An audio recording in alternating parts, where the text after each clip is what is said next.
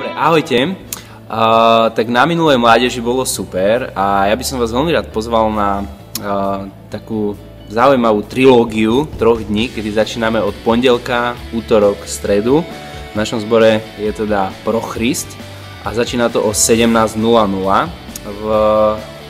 Verím tomu, že sa tam objaví veľa ľudí, ktorých možno poznáte a možno ktorých nie. Ja tam prídem určite a veľmi sa na to teším. A človek nikdy nevie, kedy prídu aj ďalší. A tak to je. Dobre. A potom ďalší týždeň, to je 18. o 18. budeme pokračovať úplne normálnym spôsobom.